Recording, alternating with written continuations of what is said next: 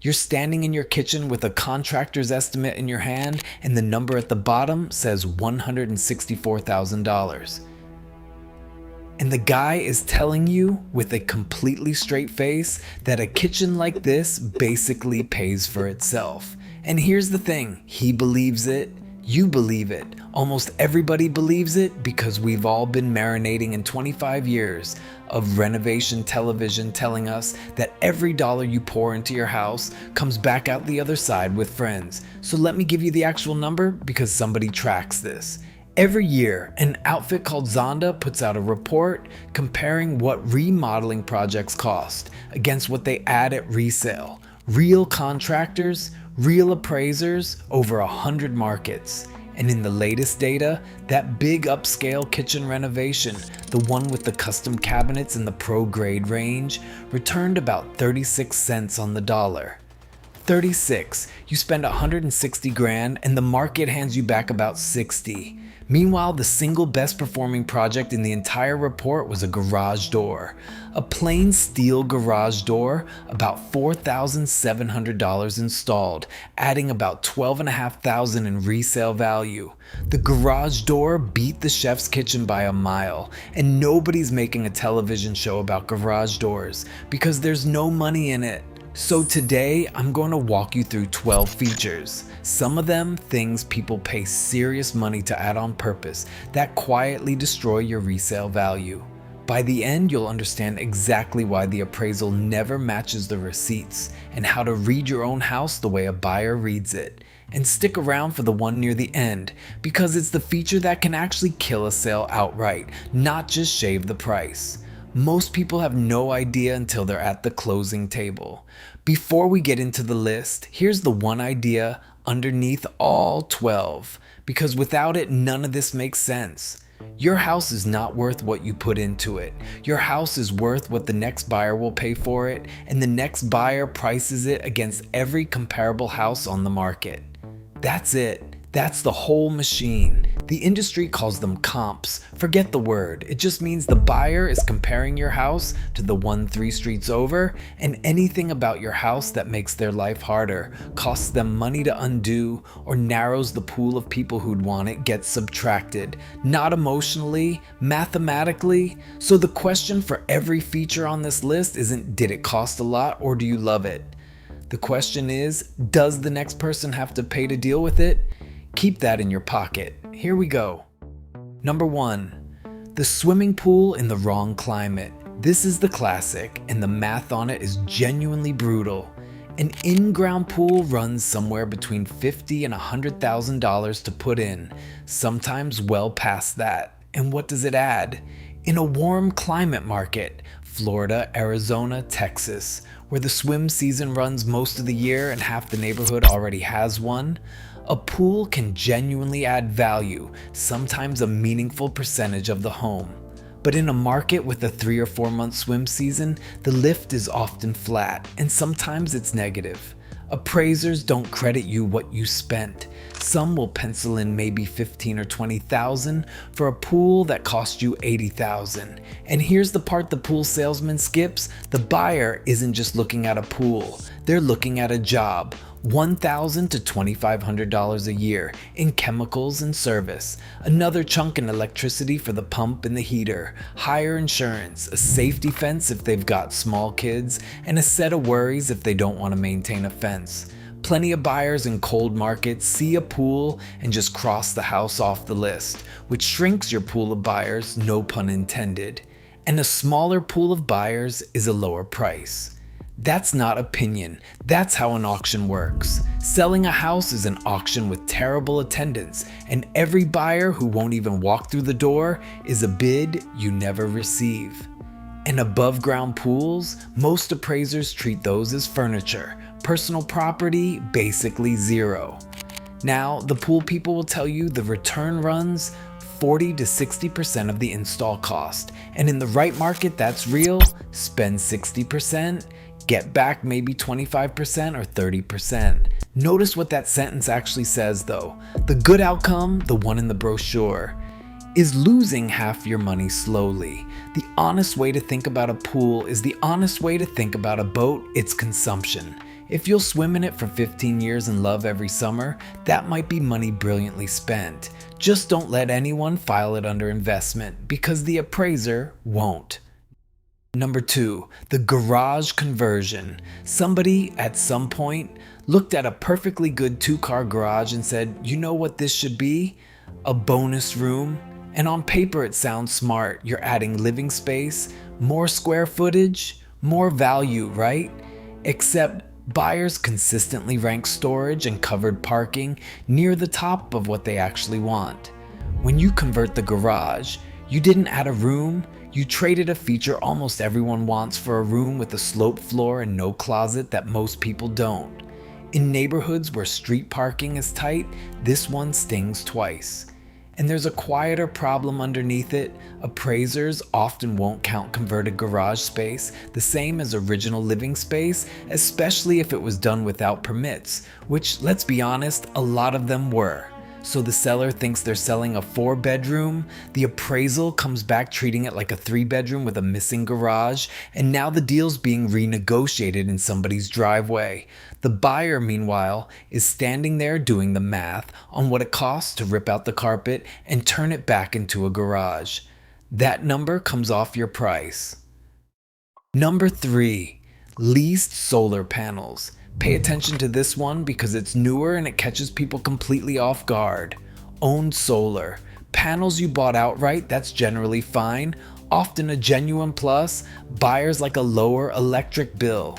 But a huge share of residential solar isn't owned. As of a couple of years ago, roughly 1/3 of residential solar systems were leased or under a power purchase agreement, and those leases can run up to 25 years, with monthly payments and annual escalators built in. Here's what the door-to-door salesman didn't explain. When you sell, that lease doesn't just melt away.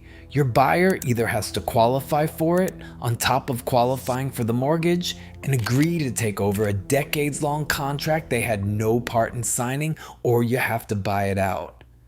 Real estate agents around the country are reporting the same story. Deals stalling because the buyer takes one look at the lease and walks, and sellers writing checks for tens of thousands of dollars to pay off the system just to keep the sale alive. The panels were sold to you as an asset. On the closing statement, a lease is a liability with hardware attached to your roof.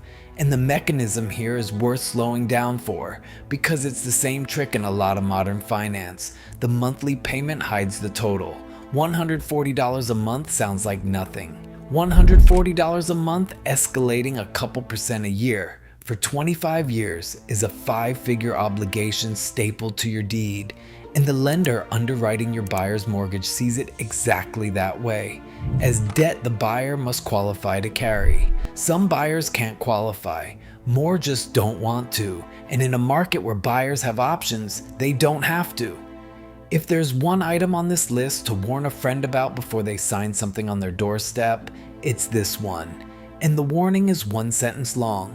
Whoever owns the panels owns the value. So if you're going solar and you can possibly buy instead of lease, the entire difference at resale lives in that choice. Number 4, wall-to-wall carpet. This one sounds small until you see the number. Homes with carpet tend to sell for something like 1 to 3% less than comparable homes with hard flooring. On a $400,000 house, that's $4,000 to $12,000 gone because of flooring. Why? Because a buyer looks at carpet and doesn't see softness underfoot. They see 15 years of other people's pets, spills, and smells, and a weekend of demolition before they can move in. Hardwood, tile, decent vinyl plank, those photographed better in the listing, they read as clean, and the buyer can always throw a rug down. Carpet only travels one direction in a buyer's head. It's a project. And remember the rule from the top, anything that's a project for the buyer becomes a discount for you. Number 5, the over-the-top luxury kitchen. I opened with this one and it deserves its own slot because it's the most expensive mistake on the list and the one the industry works hardest to sell you. The same cost versus value data is blunt about it. A modest kitchen refresh, call it $28,000, new counters, updated appliances, fresh fronts on the cabinets, returned better than 100% of its cost. It actually made money. The full gut job with the imported stone and the built-in espresso station, 36%. Same house, same buyers, opposite outcome. And the reason is simple once you see it. Buyers will pay for a kitchen that's clean, functional, and not ugly. They will not pay a premium for your specific taste at your specific price point because a kitchen that expensive is a fingerprint, it's yours. And they wanted a blank canvas.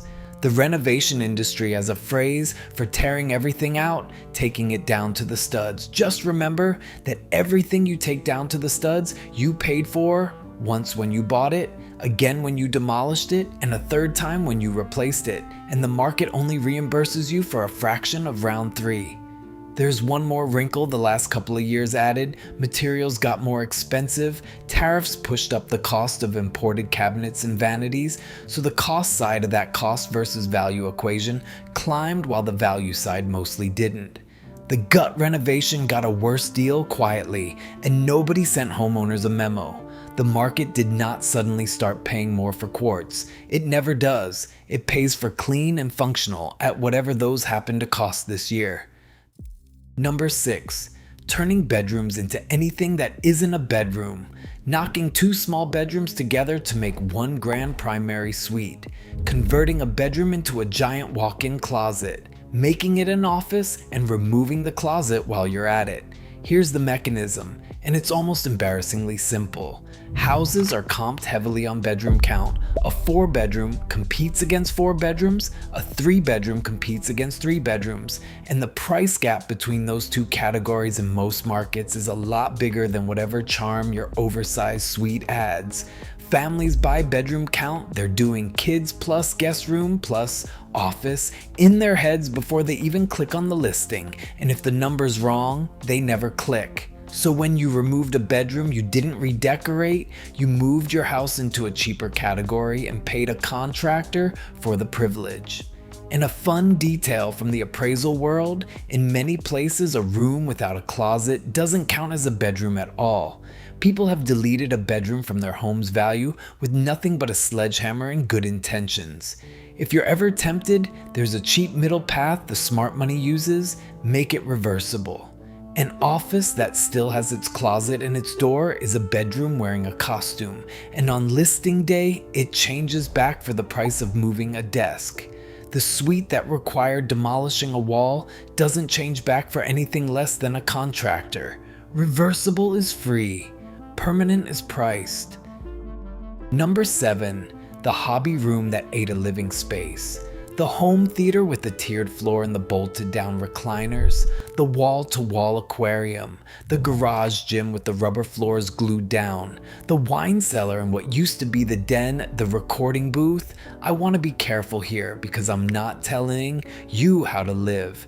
If a theater room makes you happy for the next 15 years, that might be the best money you ever spend. But understand what happens on sale day. The average buyer walks into that room and their brain does one thing: it starts pricing the demolition. They don't see your theater, they see a dark room they have to pay somebody to undo the theater. Highly personalized structural changes narrow your buyer pool down to the tiny slice of people who share your exact hobby, and everyone else bids as if the room needs to be undone, because for them, it does.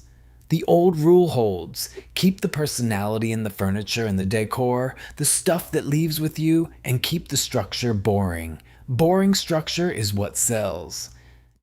Number 8, the opulent bathroom and its patron saint, the giant jetted tub. Somewhere in the 90s, it became gospel that a master bath needed a whirlpool tub the size of a small boat.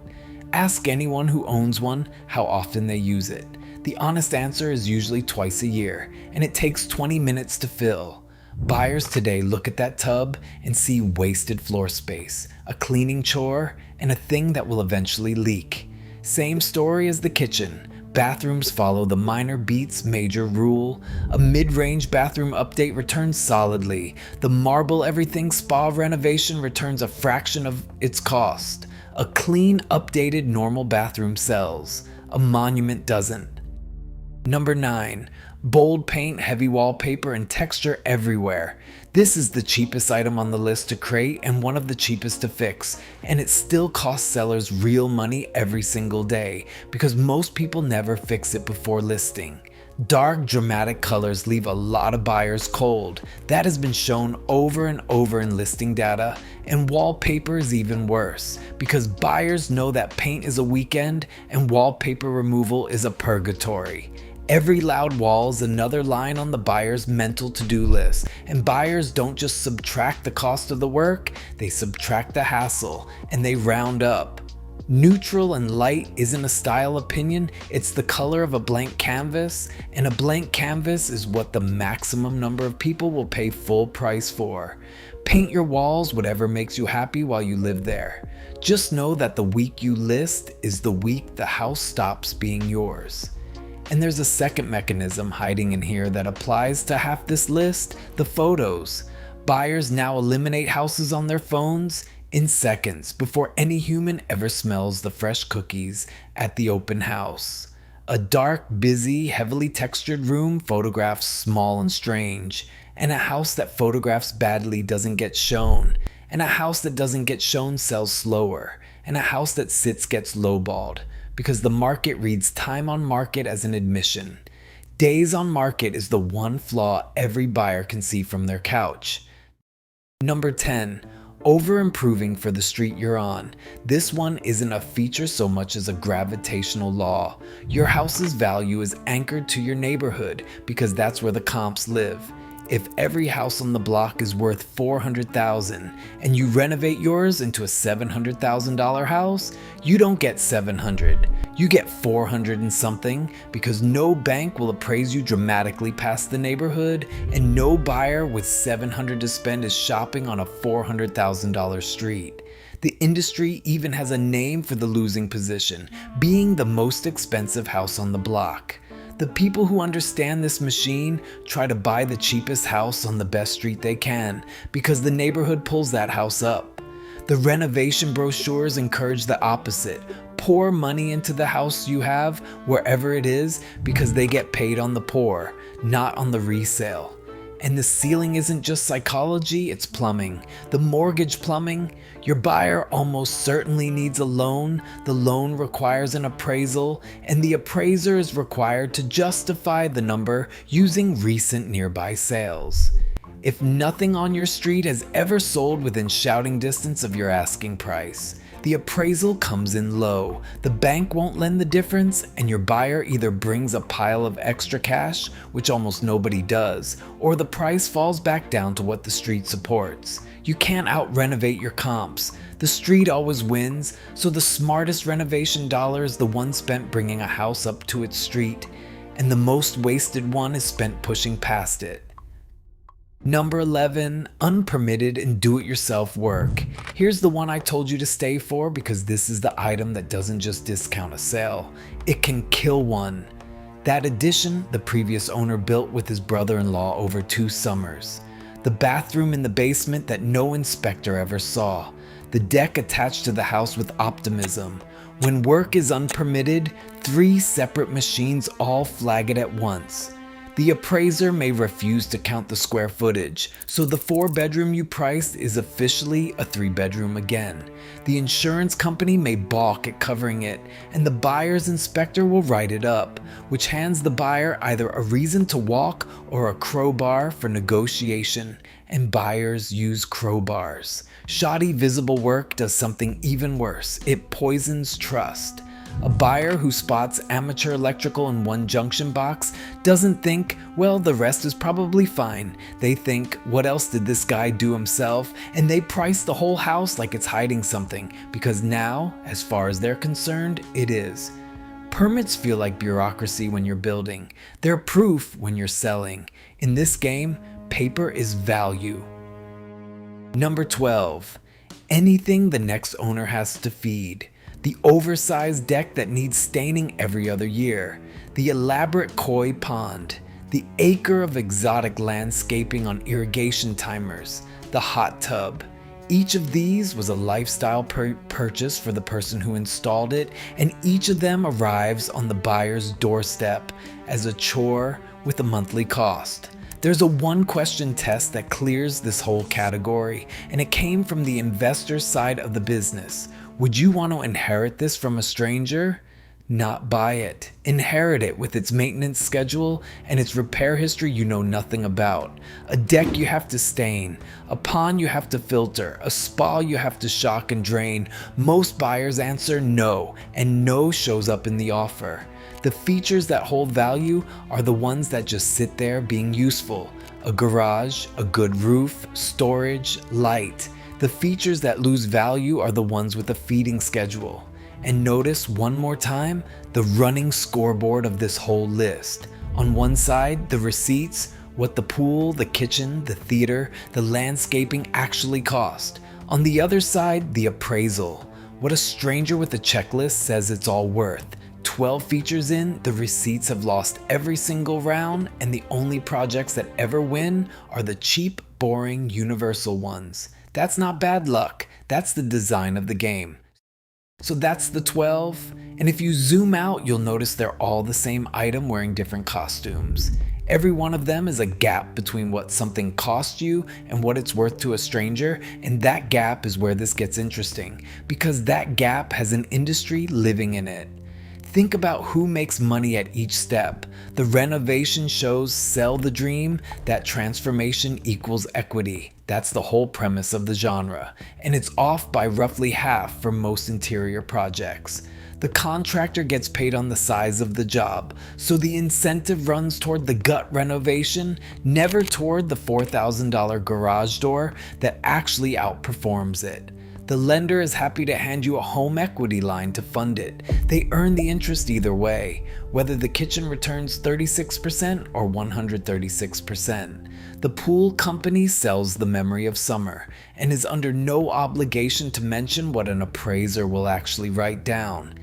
And the solar lease salesman at your door is paid on signatures, not on what happens at your closing table 9 years later. Nobody in that chain is twirling a mustache. It's quieter than that, it's just that every single one of them gets paid when you spend, and not one of them gets paid when you resell. So the information that flows towards you, the brochures, the shows, the pitches, is systematically tilted toward the spend. The boring truth, that the market pays for clean, functional, and normal, and mostly shrugs at spectacular, that truth has no sales force. There's no commission on telling you to fix the roof, repaint in neutrals, and leave the floor plan alone. So you'll never hear it from anyone whose living depends on the size of your project. You'll hear it from the comps, at the very end, when it's expensive to learn. And underneath all of it, there's a thing worth saying plainly. A house is the biggest financial object most people will ever own, and somewhere along the way we stop being taught how it actually stores value. Our grandparents' generation had a rough, common sense grip on this. Keep it sound, keep it simple. The land and the location do the heavy lifting. That plain knowledge didn't disappear because it stopped being true. It got buried because a whole economy grew up around the more exciting story that your house is a canvas, a project, an expression of self, and that self-expression compounds like an index fund. It doesn't. And there's a quiet kind of power in just knowing that. Not cynicism, you can still build the theater room. Knowledge isn't a ban on joy. But when you understand the machine, you make the trade with your eyes open. You know which dollars are consumption and which are investment, and you stop letting people who profit from the confusion blur that line for you. That's really all financial literacy is. Being the person in the room who knows which is which. So here's what I want you to take away. First, the master rule: your house is worth what the next buyer pays against the comps. Never what you spent, so before any big project, ask the one question: does this make the next person's life easier or harder? Second, the pattern in the data: minor beats major, exterior beats interior, boring beats spectacular. The garage door beats the chef's kitchen, the modest kitchen refresh beats the gut job 3-1, and clean neutral paint beats bold anything. Third, protect the categories: bedroom count, garage, storage, permits. Those are the load-bearing walls of your resale value, and once you knock one out, you've moved your house into a cheaper bracket no matter how nice the replacement is. Fourth, watch the liabilities that dress up as features: the leased solar, the pool in the wrong climate, anything with a contract or a feeding schedule attached, because those follow the house and the buyer knows it. And I'll be straight with you here, none of this is me telling you what to do with your house or your money. I'm a guy explaining how the machine works. Your situation is yours, and anybody worth listening to will say exactly that. But picture the moment this actually pays off. You're at somebody's kitchen table, and a very friendly salesman slides a number across it and says, "And of course this adds value to your home." And instead of nodding, you hear the quiet little voice that says, 36 cents on the dollar, and you smile and you ask him to prove it.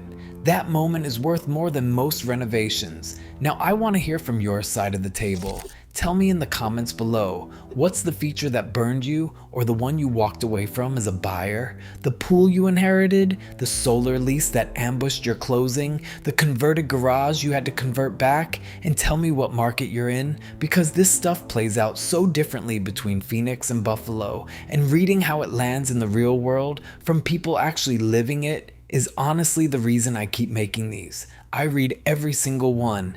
And if this is your kind of thing, understanding how the machine actually works before it costs you money, subscribe, because next time we're getting into the appraisal itself, the 20-minute visit that decides what your biggest asset is officially worth, including the one page in that report where the whole number quietly gets made and almost nobody ever reads it. You'll want to know where that page is before the next time somebody appraises anything you own. Until then, keep the structure boring, keep the paper clean, and let the house down the street make the expensive mistakes.